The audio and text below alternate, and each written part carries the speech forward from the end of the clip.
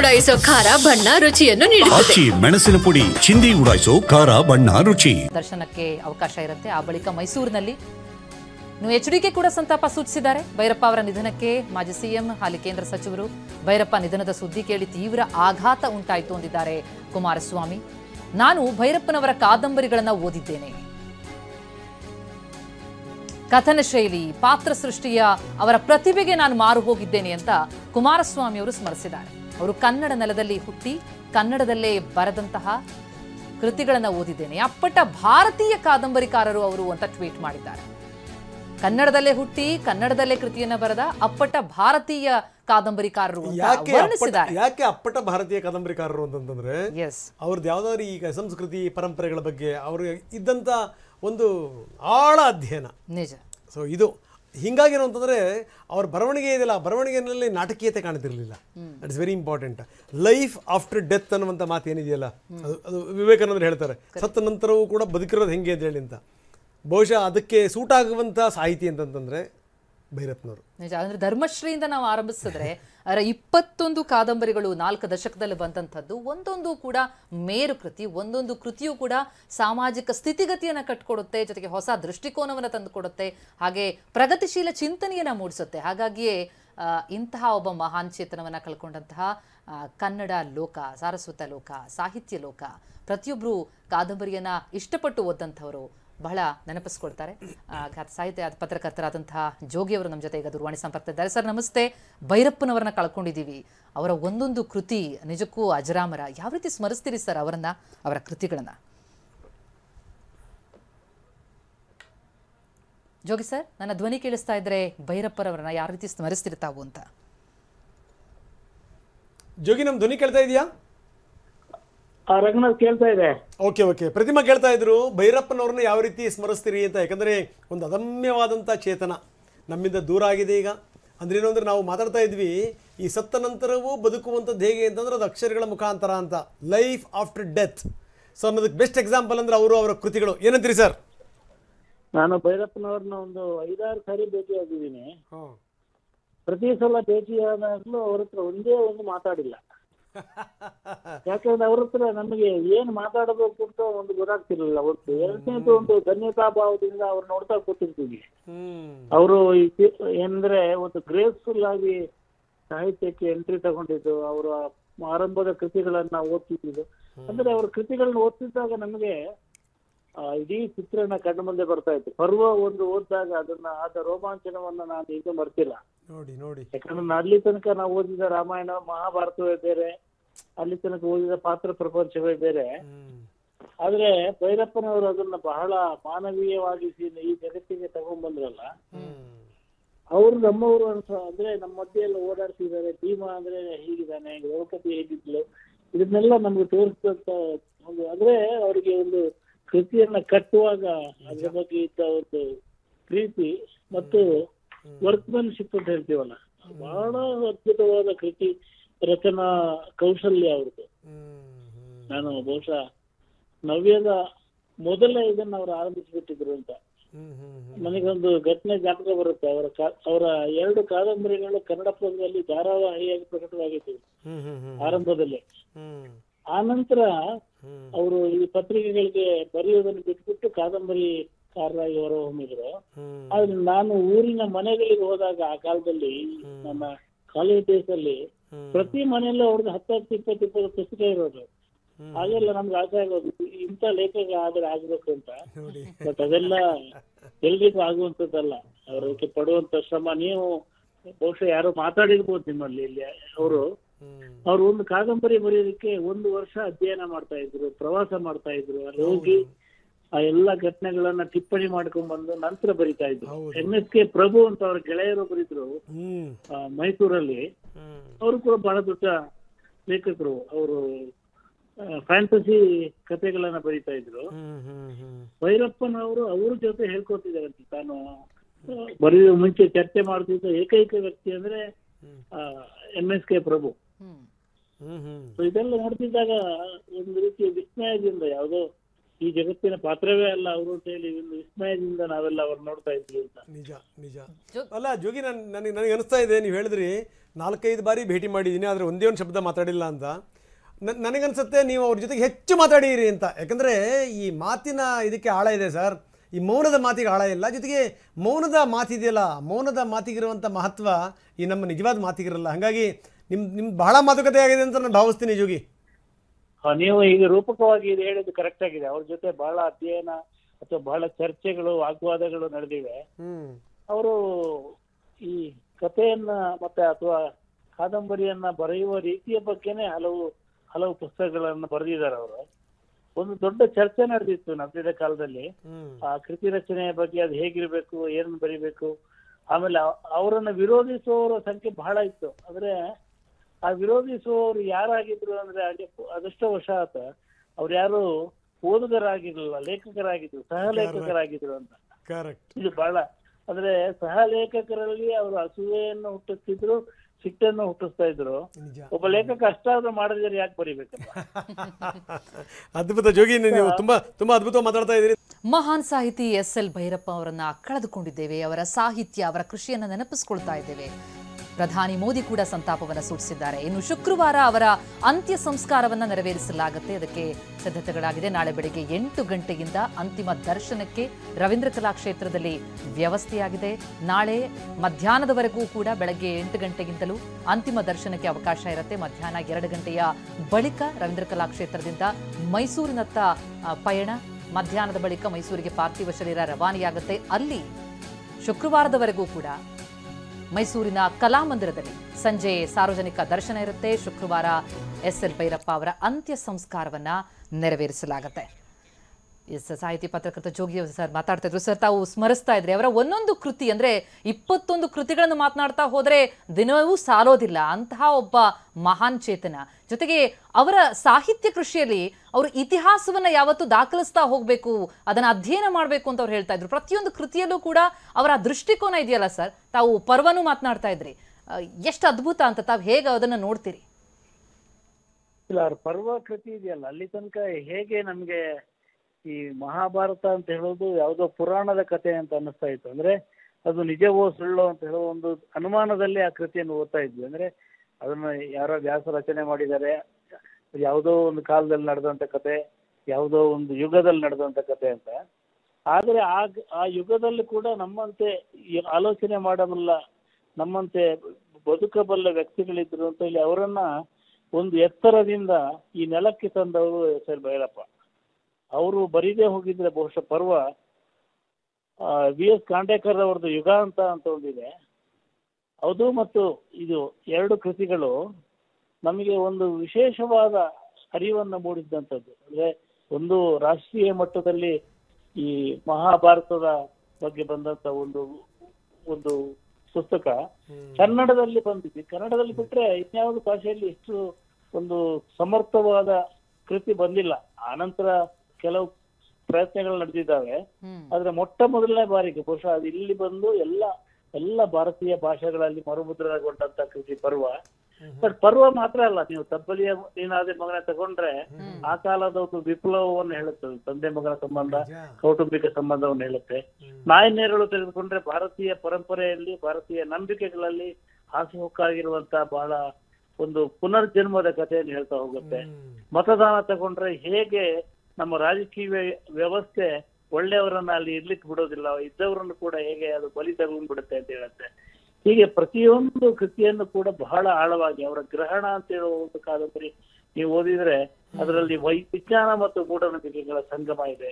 ಸಾರ್ಥ ಅಂತ ಹೇಳೋದು ಆ ಕಾಲದ ಒಂದು ರಾಜಕೀಯ ಮತ್ತು ಆರ್ಥಿಕ ಸ್ಥಿತಿಗತಿಯ ಚಿತ್ರಣವನ್ನು ನೀಡ್ತಾ ಹೋಗುತ್ತೆ. ಮಂದ್ರ ಅಂತ ಹೇಳೋದು ಸಂಗೀತದ ಬಗ್ಗೆ ಅದ್ಭುತವಾದ ಒಂದು ಸಂಗೀತ ಜಗತ್ತಿನಲ್ಲಿ ತನಕ ಅಷ್ಟು ಆಳವಾಗಿ ಶೋಧನೆ ಮಾಡಿದವರು ಮತ್ತೊಬ್ರು ಇರ್ಲಿಲ್ಲ. ಅದನ್ನ ಅಷ್ಟು ಚೆನ್ನಾಗಿ ಮಾಡಿದ್ರು. ಅಂದ್ರೆ ಇದರ ಹಿಂದೆ ಅವರ ಅಧ್ಯಯನ, ಅವರದಕ್ಕೋಸ್ಕರ ಪಡ್ತಿದ್ದಂತ ಕಷ್ಟ, 1 ವರ್ಷ 2 ವರ್ಷ ಮಾಡ್ತಾ ಇದ್ದಂತ ಸಂಶೋಧನೆ, ಇದೆಲ್ಲ ಸೇರಿ ಅವರನ್ನ ನಿಸ್ಸಂದೇಹವಾಗಿ ಬಹಳ ಎತ್ತರದಲ್ಲಿ ನಿಲ್ಲಿಸ್ಬಿಟ್ಟಿದೆ ಅಂತ. ಅಲ್ಲ, ಅಷ್ಟಕ್ಕಾಗಿ ಅಷ್ಟು ದೊಡ್ಡ ಫ್ಯಾನ್ ಬೇಸ್ ಇದ್ದಿದ್ದ ಅಂತ. ಯಾಕಂದ್ರೆ ಪ್ರತಿಯೊಬ್ರು ಈಗ ಹೊಸ ಮಾಡೆಲ್ ಆಗ್ಲೇ ಭಾರದ್ವಾಜ್ ಸರ್ ನಮೂದಿಸ್ತಾ ಇದ್ರು. ಅಂದ್ರೆ ಯಾವ ರೀತಿ ಮಾಡೆಲ್ ಹೊಸ ಐಫೋನ್ ಬಂದ್ರೆ ಕಾಯ್ತೀವೋ ಆ ತರ ಭೈರಪ್ಪ ಅವರ ಕಾದಂಬರಿ ಅಂತಂದ್ರೆ ತುದಿಗಾಲಲ್ಲಿ ನಿಂತುಕೊಳ್ಳೋರ ಸಂಖ್ಯೆ ಇವತ್ತಿಗೂ ಇತ್ತು. ನಾವು ಮಾತ್ರ ಅಲ್ಲ, ಮಹಾರಾಷ್ಟ್ರ ಮರಾಠಿಗರು ಸೇರ್ಕೊಂಡಂಗೆ. ಯಾಕಂದ್ರೆ ಈ ಯಾವಾಗ ಕನ್ನಡದಲ್ಲಿ ಬರುತ್ತಲ್ಲ ಆ ಸಂದರ್ಭದಲ್ಲಿ ಅನುವಾದಿತ ಕೃತಿ ಕೂಡ ಬರಬೇಕು ಅಂತ ಬಯಸ್ತಾ ಇದ್ರು. ಏನಂತೀರಿ ಜೋಗಿ? ಹೌದೌದು, ಅವರ ಕೃತಿಗಳಿಗೆ ಭಾರತಾದ್ಯಂತ ಅಥವಾ ವಿಶ್ವಾದ್ಯಂತ ಓದುಗರಿದ್ರು. ಆಮೇಲೆ ಏನಂದ್ರೆ ಒಂದು ಕೃತಿ ಕೊಡುವಂತ ಸಂತೋಷ ಇರುತ್ತಲ್ಲ, ಅದು ಬಹಳ ಮುಕ್ತವಾಗಿ ಅವರ ಕೃತಿಗಳಲ್ಲಿ ಸಿಗ್ತಾ ಇತ್ತು. ಈಗ ಅದು ಗೃಹಭಂಗ, ವಂಶವೃಕ್ಷ ಅಥವಾ ನಿರಾಕರಣ ಓದಿದಾಗ ನನಗೆ ಜ್ಞಾಪಕ ಇದೆ, ನಿರಾಕರಣ ಸಿನಿಮಾವನ್ನ ಕಾದಂಬರಿಯನ್ನ ಸಿನಿಮಾ ಮಾಡಬೇಕು ಅಂತ ಬಹಳ ಆಸೆ ಪಟ್ಟವರು ಡಾಕ್ಟರ್ ರಾಜ್ಕುಮಾರ್. ಅವರೊಂದ್ಸಲ ಅದನ್ನ ಪಡಿಬೇಕು ಅಂತೇಳಿ ಪ್ರಯತ್ನ ಪಟ್ಟಿದ್ರಂತೆ. ಬಟ್ ಭೈರಪ್ಪನವ್ರು ಕೊಡ್ಲಿಲ್ಲ ಅವ್ರಿಗೆ. ಯಾಕಂದ್ರೆ ಭೈರಪ್ಪನವರಿಗೆ ಸಿನಿಮಾ ನೋಡುವಂತ ಅಭ್ಯಾಸ ಇರಲಿಲ್ಲ. ಅವರಿಗೆ ರಾಜ್ಕುಮಾರ್ ಯಾರು ಅಂತ ಗೊತ್ತಿರ್ಲಿಲ್ಲ. ಅವ್ರ ಕಾದಂಬರಿ ಜಗತ್ತಲ್ಲಿ ಎಷ್ಟು ಮುಳುಗಿ ಹೋಗಿದ್ರು ಅಂದ್ರೆ ಅವ್ರ ಆ ಕಾದಂಬರಿ ಕೊಡ್ಲಿಕ್ಕೆ ಒಪ್ಪಿರ್ಲಿಲ್ಲ ಅಂತೆ. ಬಹುಶಃ ನಂತರ ದಿನಗಳಲ್ಲಿ ಒಪ್ತಾ ಇದ್ರೇನೋ, ಬಟ್ ಅದಾಗ್ಲಿಲ್ಲ ಅದು. ಆದ್ರೆ ಅವ್ರದ್ದು ವಂಶವೃಕ್ಷ ಬಂತು, ನಾಯಿನೆರಳು ಬಂತು, ಆಮೇಲೆ ಮತದಾನ ಬಂತು, ಗೃಹಭಂಗ ಒಂದು ಸೀರಿಯಲ್ ಆಗಿ ಬಂತು. ಜೋಗಿ ಈಗ ಗೃಹಭಂಗ ನೀವು ಹೇಳಿದಂಥ ಸಂದರ್ಭದಲ್ಲಿ ನಾನು ಒಂದನ್ನು ಉಲ್ಲೇಖ ಮಾಡಲೇಬೇಕು. ನೀವು ಕನ್ನಡಪ್ರಭದಲ್ಲಿದ್ದೀರಿ, ಕನ್ನಡಪ್ರಭದಲ್ಲಿ ನೀವು ಈ ಪುರವಣಿಯ ಸಂಪಾದಕರು ತಾವು. ಅದು ಮೊದಲು ಸೀರಿಯಲ್ ಆಗಿ ಬಂತು, ಮೊದಲು ಧಾರಾವಾಹಿಯಾಗಿ ಬಂತು, ಅಂದರೆ ನಿತ್ಯದ ಪತ್ರಿಕೆಯಲ್ಲಿ ಬಂದಂಥ ಸಂದರ್ಭದಲ್ಲಿ ನಾನು ಕೇಳಿದ್ದೆ. ನೀವು ಅದ್ರ ಬಗ್ಗೆ ಒಂದಷ್ಟು ನನಗೆ ಕ್ಲಾರಿಟಿ ಕೊಡಿ. ಗೊತ್ತಿಲ್ಲ ಏನು ಅಂದರೆ ಅದರಲ್ಲಿ ಪ್ರಮುಖ ಪಾತ್ರಧಾರಿ ಒಬ್ಬ ಸತ್ತಂಥ ಸಂದರ್ಭದಲ್ಲಿ ಒಬ್ಬ ಮಹಿಳೆ ಇದ್ದಕ್ಕಿದ್ದಂಗೆ ರಾತ್ರಿ ಹೊತ್ತಲ್ಲಿ ಎದ್ದು ಸ್ನಾನ ಮಾಡಿಬಿಡ್ತಾಳೆ, ಗಂಡ ಕೆಡ್ತಾನೆ, ಯಾಕೆ ನೀನು ಇದು ಮಾಡಿದಂತ. ಆ ಟೈಮಲ್ಲಿ ಆಕೆ ಓದಿರೋದು ಅದನ್ನು. ಮನೆಯಲ್ಲಿ ಒಂದು ಮಗನ್ನ ಕಳ್ಕೊಂಡಾದ್ಮೇಲೆ ನಾನು ಹೆಂಗ್ರಿ ನಾನು ಆ ಮೈಲಿಗೆ ಇತ್ತು ನನಗೆ, ನಾನು ಸ್ನಾನ ಮಾಡ್ದಂಗಿರಕ್ಕೆ ಸಾಧ್ಯನಾ ಅಂತ ಕೇಳಿದ್ಲು ಅಂತ ನಾನು ಓದಿದ್ದೆ. ಏನಂತೀರಿ? ಹೌದೌದು, ಅದು ಕನ್ನಡಪ್ರಭದಲ್ಲಿ ಧಾರಾವಾಹಿಕ, ಅದು ಮತ್ತು ವಂಶವೃಕ್ಷ ಎರಡು ಕೂಡ ಧಾರಾವಾಹಿಕ ಬಂದಿತ್ತು. ಅಂದ್ರೆ ಆ ಕಾಲದಲ್ಲಿ ಸಂಪಾದಕರು ಅವ್ರ ಹತ್ರ ಅದನ್ನ ಕನ್ನಡಪ್ರಭಕ್ಕೆ ಬರೆಯಕ್ಕೆ ಹೇಳಿದ್ರು ಅಂತ ನಾನು ಅನ್ಕೊಂಡಿದ್ದೀನಿ. ಆದ್ರೆ ಅವರು ಆ ಗೃಹಭಂಗ ಬರೆದ್ರಲ್ಲ, ಆ ಗೃಹಭಂಗ ಅಂತ ಹೇಳೋದು ಆ ಕಾಲದ ಬಹಳ ವಾಸ್ತವವಾದ ಚಿತ್ರಣ. ಇಂಗ್ಲಿಷ್ ಕಥೆಗಳಲ್ಲಿ ನಮಗೆ ಟಾಲ್ಸ್ಟಾಯ್ ಯಾವ ರೀತಿ ಆ ರಷ್ಯನ್ ಜಗತ್ತಿನ ಅನುಭವವನ್ನ ಕೊಡ್ತಾ ಇದ್ರು, ಅದೇ ರೀತಿ ನಮ್ಮ ಕರ್ನಾಟಕದ ಬ್ರಾಹ್ಮಣ ಕುಟುಂಬದ ಅಲ್ಲಿ ಏನೇ ಅಂದ್ರೆ ಫಸ್ಟ್ ಟೈಮ್ ಜಗತ್ತಿಗೆ ಇವರೆಲ್ಲ ಈ ತರ ಬೈತಾರೆ ಅಂತ ಗೊತ್ತಾಗಿದೆ ಅಲ್ಲೇ. ಆ ಗೃಹಭಂಗದಲ್ಲಿ ಬರುವಂತ ಪಾತ್ರಗಳ ಬೈಗಳು, ಅಲ್ಲಿ ಬರುವಂತ ಆ ಪಾತ್ರಗಳ ಸಿಟ್ಟು, ಅವರ ಏನು ಕಡು ಬಡತನ, ಆ ಬಡತನವನ್ನು ಕೂಡ ಅವರು ಹೇಗೆ ಬದುಕನ್ನ ಯಾವುದೇ ರೀತಿಯಲ್ಲಿ ಕುಗ್ಗಿಸದೆ ಅದನ್ನ ಎದುರಿಸ್ತಾ ಇದ್ರು, ಇದನ್ನೆಲ್ಲ ಅವರು ಬಹಳ ಸೊಗಸಾಗಿ ಕಟ್ಟಿಕೊಟ್ರು. ಆಮೇಲೆ ಇದೆಲ್ಲ ಒಂದು ಜಗತ್ತಿತ್ತಲ್ಲ, ಹೇಗೆ ನಮಗೆ ದಲಿತ ಸಾಹಿತ್ಯ ಬರೋ ತನಕ ದಲಿತರ ಬದುಕು ನಮ್ಗೆ ಗೊತ್ತಿರ್ಲಿಲ್ವೋ, ಹಾಗೆ ಭೈರಪ್ಪನವರು ಬರೆಯೋ ತನಕ ಹಲವು ಜೀವನಗಳು ನಮಗೆ ಗೊತ್ತೇ ಇರ್ಲಿಲ್ಲ ಅಂತ. ಈ ಮೈಸೂರು ಭಾಗದಲ್ಲಿ ಅವ್ರು ಹೇಗೆ ಬದುಕ್ತಾ ಇದ್ರು, ಅಥವಾ ಅವರು ಬದುಕಿ ಬಾಳಿದಂತ ಹಾಸನದ ಪಕ್ಕದ ಊರಿನಲ್ಲಿ ಅವರು ಕಂಡಂತ ಬದುಕು, ಅವರ ಭಿತ್ತಿ ಓದಿದ್ರೆ ಗೃಹಭಂಗ ಮತ್ತು ಭಿತ್ತಿ ಒಂದೇ ತರ ಇದೆ. ಅಂದ್ರೆ ಅವರ ಜೀವನ ಚರಿತ್ರೆಯ ಪುಟಗಳ ತರನೇ ಗೃಹಭಂಗ ಇದೆ ಅಂತೇಳಿ ನೀವು ಅದನ್ನು ಓದಿದಾಗ ಗೊತ್ತಾಗುತ್ತೆ. ಅಂದ್ರೆ ಒಬ್ಬ ಲೇಖಕ ಅವರ ಆ ಬರೆಯುತ್ತಿದ್ದ ದಿನಗಳಲ್ಲಿ ಇಷ್ಟು ತೀವ್ರವಾಗಿ ಬರೆಯುತ್ತಿದ್ರು ಅಂತ ಹೇಳೋದಕ್ಕೆ ಆ ಗೃಹಭಂಗ ಸಾಕ್ಷಿ. ನಿಜ ನಿಜ ನಿಜ. ಈಗ ಈ ಜ್ಞಾನಪೀಠ ವಿಚಾರಕ್ಕೆ ಸಂಬಂಧಪಟ್ಟಂಗೆ ಅವರಿಗೆ ಸರಸ್ವತಿ ಸಮ್ಮಾನ ಸಿಕ್ತು. ನೀವು ಒಟ್ಟಿಗೆ ಕೆಲಸ ಮಾಡುವಂಥ ಸಂದರ್ಭದಲ್ಲಿ ಅವ್ರನ್ನ ಕರೆಸಿ ಒಂದು ಕಾರ್ಯಕ್ರಮ ಮಾಡಿದ್ವಿ ನಾವು, ನಿಮಗೆ ಜ್ಞಾಪಕ ಇರಬೇಕು ಜೋಗಿ. ಸೊ ಇದೆಲ್ಲದರ ಜೊತೆಗೇನು ಅಂತಂದರೆ ಈ ಜ್ಞಾನಪೀಠ ಅನ್ನುವಂಥದ್ದು ಎಲ್ಲೋ ಒಂದು ಕಡೆಗೆ ಅದೊಂದು ಇವ್ರ ವಿಚಾರದಲ್ಲಿ ಕನಸಾಗಿ ಉಳಿದ್ಬಿಡ್ತಲ್ಲ ಸರ್? ಅದನ್ನ ನಾವು ಪದೇ ಪದೇ ಹೇಳ್ತೀವಿ, ಜ್ಞಾನಪೀಠ ಬರ್ಬೇಕಿತ್ತು ಅಂತ. ಬಹುಶಃ ನನಗೆ ಈಗ ಅನಿಸ್ತಾ ಇದೆ, ಇತ್ತೀಚಿನ ದಿನಗಳಲ್ಲಿ ಜ್ಞಾನಪೀಠಕ್ಕೆ ಕೊಡಬೇಕಾದಕ್ಕಿಂತ ಹೆಚ್ಚು ಗೌರವವನ್ನು ನಾವು ಕೊಟ್ಬಿಟ್ವಿ. ನಿಜ. ಅಂದ್ರೆ ಅದು ಒಂದು ಪ್ರಶಸ್ತಿ ಇದೆಯಲ್ಲ, ಅದು ಕ್ರಮೇಣ ತನ್ನ ಮೌಲ್ಯವನ್ನ ಕಡಿಮೆ ಕಳ್ಕೊಳ್ತಾ ಹೋಗುತ್ತೆ ಅಂತ ನಾವು ಜ್ಞಾನಪೀಠ ಪ್ರಶಸ್ತಿ ವಿಚಾರದಲ್ಲೂ ಅದನ್ನು ಗಮನಿಸಿದೀವಿ. ಕನ್ನಡದಲ್ಲಿ ಬಂದಿರೋದು ಬಿಟ್ಟು ಬೇರೆ ಬೇರೆ ಭಾಷೆಗಳಲ್ಲಿ ಬಂದಿರೋದನ್ನ ನಾವು ನೋಡ್ತಾ ಹೋದಾಗ ಕ್ರಮೇಣ ಅದು ಏನು ಶಿವರಾಮ್ ಕಾರಂತರಿಗೆ, ಕುವೆಂಪು ಅವರಿಗೆ, ಮಾಸ್ತಿ ಅವರಿಗೆ ಬಂದಾಗ, ಬೇಂದ್ರೆ ಅವರಿಗೆ ಬಂದಾಗ ಏನಿತ್ತೋ ಆ ಮೌಲ್ಯ ಇವತ್ತು ಉಳಿದಿದೆ ಅಂತ ನಂಗೆ ಅನ್ಸಲ್ಲ. ಆದ್ರೆ ಭೈರಪ್ಪನವರು ಪ್ರಶಸ್ತಿಗಳನ್ನು ಮೀರಿದವರಾಗಿದ್ರು. ಅವ್ರಿಗೆ ಸರಸ್ವತಿ ಸಮ್ಮಾನ್ ಬಂತು, ಅದು ಬಂದಾಗ ಹೇಳಿದ್ರು ಸರಸ್ವತಿ ಸಮ್ಮಾನ್ ಯಾರಿಗೆ ಬರುತ್ತೋ ಅವರಿಗೆ ಜ್ಞಾನಪೀಠ ಬರಲ್ಲ ಅಂತ. ಅಷ್ಟಕ್ಕೂ ಜ್ಞಾನಪೀಠ ಅಂತ ಹೇಳೋದು ಒಂದು ಖಾಸಗಿ ಸಂಸ್ಥೆ ಕೊಡುವಂತ ಒಂದು ಪ್ರಶಸ್ತಿ ಅದು. ಆ ಕಾಲಕ್ಕೆ ಅದಕ್ಕೆ ಬಹಳ ಏನು ಪ್ರಸಿದ್ಧಿ ಮತ್ತು ಪ್ರಚಾರ ಕೊಟ್ಟು ಅದನ್ನ ಬಹಳ ದೊಡ್ಡ ಪ್ರಶಸ್ತಿ ಅಂತ ಮಾಡಿದ್ರು. ಬಟ್ ನಮ್ಗೆ ಯಾರಿಗೂ ಅವರಿಗೆ ಪ್ರಶಸ್ತಿ ಬರ್ಲಿಲ್ಲ ಅಂತ ಅನಿಸ್ಲಿಲ್ಲ, ಯಾಕಂದ್ರೆ ಅದನ್ನೆಲ್ಲ ಅವರು ಬೀಳ್ದವರು ಅಂತ ನಮ್ಗೆ ಗೊತ್ತಿತ್ತು. ನಿಜ ನಿಜ ಜೋಗಿ ಸರ್, ಹಾಗೇನೆ ಅವರು ಬರೆದಂತಹ ಕಾದಂಬರಿಗಳು ಅತಿ ಹೆಚ್ಚು ಬೇರೆ ಬೇರೆ ಭಾಷೆಗಳಲ್ಲಿ ಅನುವಾದ ಆಗಿದೆ. ಜೊತೆಗೆ HDK ಅವರು ಒಂದು ಮಾತು ಹೇಳಿದ್ರು, ಅಂದ್ರೆ ಕನ್ನಡದಲ್ಲೇ ಹುಟ್ಟಿ ಕನ್ನಡದಲ್ಲೇ ಬರಹಗಾರರಾಗಿ ಕಾದಂಬರಿಗಳನ್ನ ರಚಿಸಿ ಭಾರತದ ಕಾದಂಬರಿಕಾರರಾದ್ರು ಅಂತ, ನಿಜವಾದ ಭಾರತದ ಕಾದಂಬರಿಕಾರರಾದ್ರು ಅಂತ, ಅಂದ್ರೆ ಇಡೀ ಭಾರತಕ್ಕೆ ಅವರು ತಲುಪಿಸಿದ್ದಾರೆ ಅಂತ ಅವರ ಬರವಣಿಗೆಯನ್ನ. ಇವತ್ತಿನ ಭಾಷೆಯಲ್ಲಿ ಹೇಳುವುದಾರೆ ಪ್ಯಾನ್ ಇಂಡಿಯನ್ ರೈಟರ್. ಒಳ್ಳೆ ಒಳ್ಳೆ ಒಳ್ಳೆ ಪದ ಬಳಸಿರ್ತಾವ, ಕರೆಕ್ಟ್. ಆದ್ರೆ ಅವರನ್ನ ಟೀಕಿಸುವವರಿಗೆ ಕೂಡ ಅವರನ್ನ ಎದುರಿಸುವಂತ ಧೈರ್ಯ ಇರ್ಲಿಲ್ಲ ಅಂತ ನಂಗೆ ಅನಿಸ್ತದೆ. ಯಾಕಂದ್ರೆ ನಾನು ಹಲವು ಸಂದರ್ಭಗಳಲ್ಲಿ ನೋಡಿದ್ದೀನಿ. ಆದ್ರೆ ಅವರು ಈ ಏನು ಅವರ ನಿಷ್ಠುರತೆ, ಅವರು ಮಾತಿನಲ್ಲಿ ಇದ್ದಂತ ನಿಖರತೆ, ಇದನ್ನೆಲ್ಲ ನಾವು ಆರಂಭದ ದಿನಗಳಲ್ಲಿ ಬಹಳ ಗಮನಿಸಿದೀವಿ. ಯಾಕಂದ್ರೆ ಅವರು ಒಂದು ಮಾತು ಹೇಳಿದ್ರೆ ಅದನ್ನ ನಾವು ನಿರಾಕರಿಸುವಂತಿರ್ಲಿಲ್ಲ, ಯಾಕಂದ್ರೆ ಅಷ್ಟು ಅಧ್ಯಯನ ಮಾಡಿ ಅದರಿಂದ ಅವ್ರು ಮಾತಾಡ್ತಾ ಇದ್ರು. ಆಮೇಲೆ ಇತ್ತೀಚಿನ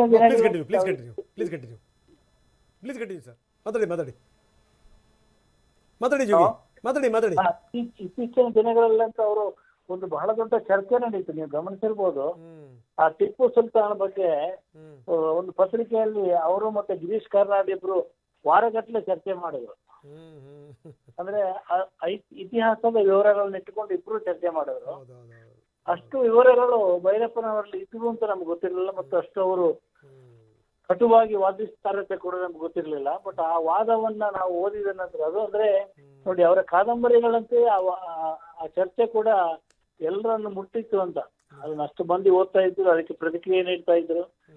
ಹೀಗೆ ಬಹಳ ಗಟ್ಟಿ ನಿಲುವಿನ ಮತ್ತು ಗಟ್ಟಿ ಮನಸ್ಸಿನವರು ಅವರು ಬಾಳಿ ಬಂದ ರೀತಿ, ಜೀವನದಲ್ಲಿ ನೋವನ್ನು ಎದುರಿಸಿದಂತ ರೀತಿ, ಅದನ್ನೆಲ್ಲ ಹೊರಗೆ ತೋರಿಸಿಕೊಳ್ಳದೆ ಒಂದು ಏನು ಬರಿತಾ ಹೋದ್ರಲ್ಲ ಬಹಳ ಒಂದು ಸ್ಥಿತಪ್ರಜ್ಞತೆಯಿಂದ, ಅಂತ ಪಾತ್ರಗಳು ಕೂಡ ಅವರ ಕಾದಂಬರಿಗಳಲ್ಲಿ ನಮಗೆ ಸಿಗ್ತಾ ಹೋಗ್ತವೆ.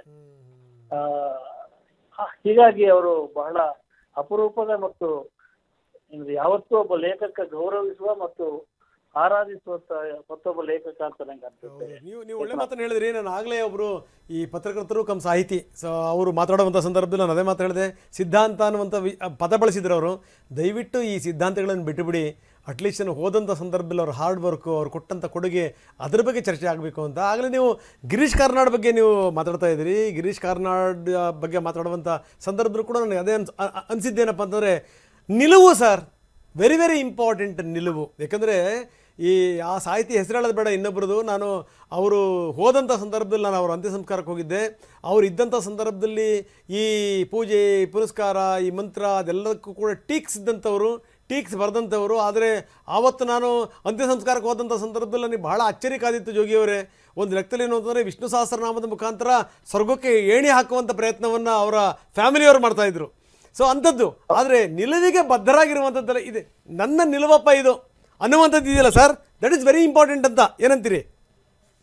ಹೌದೌದು. ನೀವು ಅಂದ್ರೆ ಇನ್ನೊಂದು ನಿಲುವು ಬರದೇ ಹೋದರೆ ನಮ್ಮ ನಿಲುವು ಸರಿಯೋ ತಪ್ಪೋ ಗೊತ್ತಾಗಲ್ಲ, ಮತ್ತು ನಾವು ಅದೇ ಕೂಪ ಮಂಡೂಕದಲ್ಲಿ ಇರ್ತೀವಿ, ಅದೇ ಒಂದು ಕತ್ತಲ ಬಾವಿಯಲ್ಲಿ ಇರ್ತೀವಿ.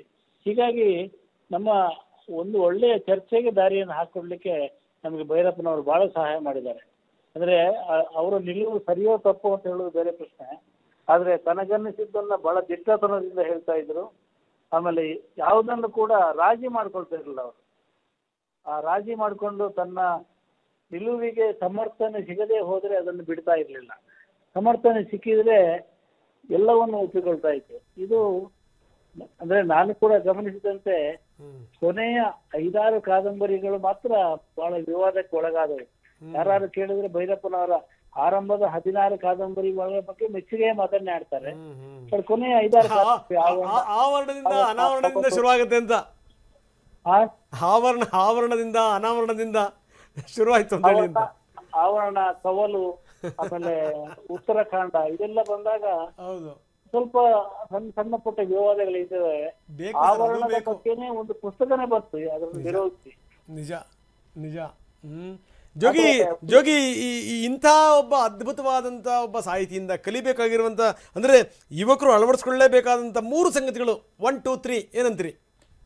ಸರ್ ಫಸ್ಟ್ ಅವ್ರದ್ದೊಂದು ಮಾತಿದೆ, ಹ್ಮ್ ಲೇಖಕ ಉತ್ಸವ ಮೂರ್ತಿ ಆಗಬಾರದು. ಆಹಾ ಅದ್ಭುತ. ಅವನು ಉತ್ಸವ ಮೂರ್ತಿ ಆದ್ರೆ ಅವನು ಬರೀಲಿಕ್ಕೆ ಅವನ ಬರವಣಿಗೆಯ ತತ್ವ ಕಡಿಮೆ ಆಗುತ್ತೆ. ಅವನು ಉತ್ಸವ ಮೂರ್ತಿಯಾಗಿ ಊರು ಸುತ್ತುತ್ತಾ ಇರಬಾರ್ದು, ಒಂದ್ ಕಡೆ ಪಟ್ಟಾಗಿ ಕೂತ್ಕೊಂಡು ಬರೀಬೇಕು ಅಂತ ಅವರ ಒಂದು ಮಾತು. ಎರಡನೇದು, ಒಂದು ಏನು ಬರೆದ್ರು ಒಂದು ಅಧ್ಯಯನ ಇರ್ಬೇಕಲ್ಲಿ, ಅಧ್ಯಯನ ಇಲ್ಲದೆ ಬರೆಯಕೂಡದು, ಅವಸರವಾಗಿ ಬರೆಯಕೂಡದು ಅಂತ ಹೇಳೋದು ಎರಡು. ಆಮೇಲೆ ಮೂರನೇದು, ತನ್ನ ಕೃತಿಗಳ ಬಗ್ಗೆ ತಾನು ಮಾತಾಡಬಾರದು. ಅವರು ಯಾವತ್ತೂ ತನ್ನ ಕೃತಿಗಳನ್ನು ಸಮರ್ಥಿಸಿಕೊಂಡು ಮಾತಾಡ್ತಿರ್ಲಿಲ್ಲ. ನಿಮ್ಗೆ ಇಷ್ಟ ಆಗಿಲ್ಲ ಅಂತ ಹೇಳಿದ್ರೆ ಬಹಳ ಸಂತೋಷ ಅಂತ ಹೇಳೋದು. ನೋಡಿ ಹೌದು. ನಾಲ್ಕನೇದು ಏನಿದೆ ಅಂದ್ರೆ, ವಿಮರ್ಶಕರ ಹಂಗಿನಲ್ಲ ಅವ್ರು ಇರ್ಲಿಲ್ಲ. ನನ್ನ ಕೃತಿಗಳನ್ನ ಓದುಗರು ಓದ್ಬೇಕು ಹೊರತು ವಿಮರ್ಶಕರು ಅದನ್ನ ತಲೆಯಲ್ಲಿ ಹೊತ್ತು ಮೆರೆಯುವುದು ಬೇಡ ಅಂತ ಹೇಳುವ ಭಾವನೆ ಇಟ್ಕೊಂಡಿದ್ರು. Correct correct. ಎಸ್ ಸರ್, ಅಂತಹ ಒಬ್ಬ ಸಾಹಿತಿಯನ್ನು ಕಳ್ಕೊಂಡಿದ್ದೀವಿ. ಥ್ಯಾಂಕ್ ಯು ಸರ್, ಸಾಕಷ್ಟು ಮಾತನಾಡಿದ್ರೆ TV9 ಜೊತೆ. ಎಸ್ ಜೋಗಿ ಸರ್ ಸ್ಮರಿಸ್ತಾ ಇದ್ರು ಹೇಗೆ ಭೈರಪ್ಪ ಅವರು ತಮ್ಮ ಬರವಣಿಗೆ ಮೂಲಕ ಬೆಳಕನ್ನು ಮೂಡಿಸಿದಂಥವರು ಅಂತ. ಜೊತೆಗೆ ಅವರ ಅಧ್ಯಯನ ಇಲ್ಲದೆ ಒಂದೇ ಒಂದು ಕೃತಿಯನ್ನು ಕೂಡ ಅವರು ಬರೆದಂಥವರಲ್ಲ. ಅವರ ಪ್ರತಿಯೊಂದು ಕೃತಿ 21 ಕೃತಿಯಲ್ಲೂ ನಾವು ಒಂದೊಂದು ಕೃತಿ ಕೂಡ ಒಂದೊಂದು ಮೈಲುಗಲ್ಲು. ಜೊತೆಗೆ ಇತಿಹಾಸವನ್ನು ಈಗಿನ ಕಾಲಘಟ್ಟಕ್ಕೆ ತಕ್ಕಂತೆ ಬರೆದು ಕೊಟ್ಟಂಥವ್ರು, ಜೊತೆಗೆ ಪುರಾಣವನ್ನು ಹೊಸ ದೃಷ್ಟಿಕೋನದಿಂದ ಬರ್ಕೊಟ್ಟಂಥವ್ರು. ಹಾಗಾಗಿ ಅವರ ಒಂದು ದೊಡ್ಡ ಪರ್ವ, ಆ ಪರ್ವ ಮುಕ್ತಾಯ ಆಗಿದೆ ಅಂತ ಭಾಸ ಆಗ್ತಾ ಇದೆ.